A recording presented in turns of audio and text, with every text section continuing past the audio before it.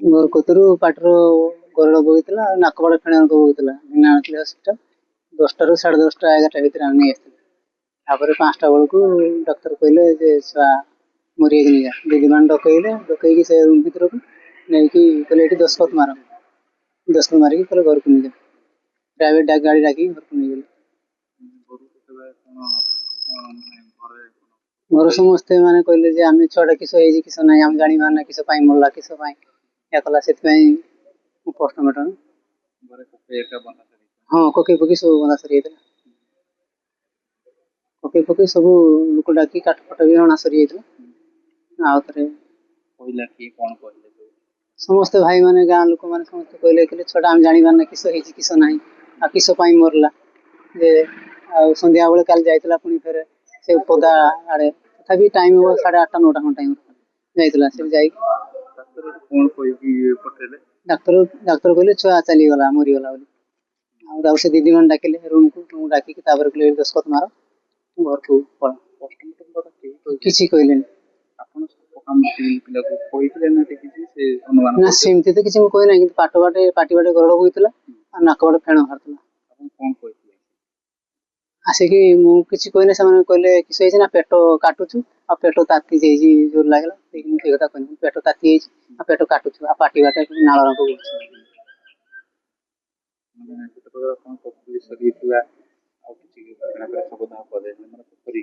ହଁ ଜିନିଷ ପତ୍ର ସବୁ ନେଇକି ଆସିଲି। ସମସ୍ତେ ଯୋଉ କହିଲେ ସମସ୍ତଙ୍କ କଥା ଟିକେ ମାନିବାକୁ ପଡିଲା ଟିକେ ସେଥିପାଇଁ ନେଇକି ଆସିଲି।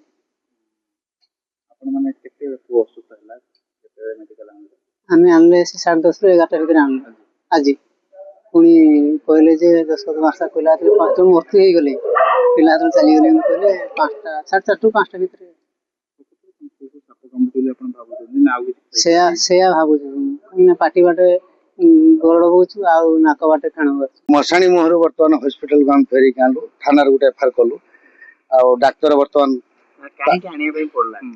ପଡିଲା ଯେ ସନ୍ଦେହ କାରଣ ଛୁଆଟା ଇନକେସ୍ ସାପ କାମୁଡାରେ ଯଦି ମରିଥିବ ଆମେ ଭାବୁଛେ ପାଟରୁ ଯେହେତୁ ଗରଳ ବହୁଛି ଏବଂ ନାକରୁ ଫେଣ ବହୁଛି ପେଟ ବଥା କରୁଛି ଛୁଆଟା ତ କହୁଥିଲା ମାନେ ସକାଳୁ ଗରଳ ବହୁଥିଲା ନା ହଁ ଗରଳ ବହୁଥିଲା ଯଦି ଗରିବ ଲୋକଟେ କିଛି ଡାକ୍ତର ତ ଯେତେବେଳେ ପଠେଇଥିବେ ସେତେବେଳେ ତ କହିଥିବେ କଣ ପାଇଁ ଡାକ୍ତର କିଛି କହିନାହାନ୍ତି।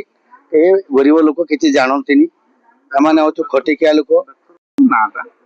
ମୋ ନାଁ ହେଲା ପ୍ରଶାନ୍ତ ଖିଲାର।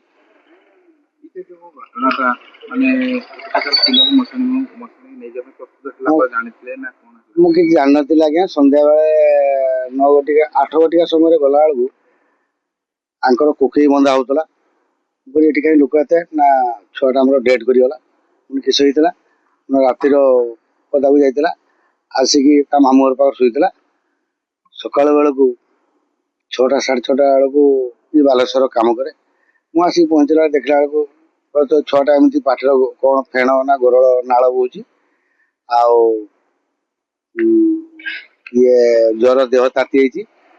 ଇଏ ତାର ପୁଣି ଆସିକି ପହଞ୍ଚିକି 10:30 ଟାଇମରେ ଆମର ନୀଳଗିରି ଉପଖଣ୍ଡ ଚିକିତ୍ସାଳୟରେ ପିଲାକୁ ଏଡମିସନ କଲା 4:30ରୁ 5ଟା ଭିତରେ ତାକୁ ପଚାରିବା ସତ୍ତ୍ୱେ ଇଏ କଲା ମତେ ବିଦା କରିଦେଲେ ଘରକୁ ନେଇକି ପଳା ଛୁଆ। ହଁ କୋକେଇ ବଳା ହେଇଛି କୋକେଇ ବଳା ସହ ଆସିଛି ଛୁଆ କୋକେଇ ତାର କେରକ ବଳା ହୁଏ ମୁଁ ତା ବି ଦେଖିଛି ତା ଫଟୋ ବି ରଖିଛି ବଳା ହଉଛି ଛୁଆକୁ ବୁଡେଇକି ନଉଥାନ୍ତି ସେଇ ଟାଇମରେ ମୁଁ କହିଲି ଗୋଟେ ଗରିବ ଲୋକ କାନ୍ଦୁଛନ୍ତି ମାନେ ଅନାଥ ଲୋକ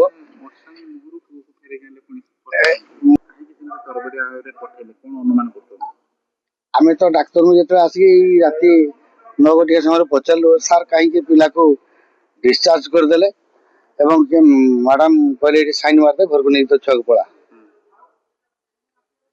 ସେଇଠୁ ସେ କହିଲେ ତାର ତ ଆସି କହିଲା ତମ ଛୁଆ ମୋ ଛୁଆର ପେଟ ତାତି ହେଇଛି ଏମିତି ସେମିତି ହେଇଛି ଆଉ ତ ଛୁଆ ମରିଗଲା ଆଉ ତ ନେଇକି ପଳେଇବୁ ଆଉ ଏଇ କଥା ଡାକ୍ତର କହିଲେ।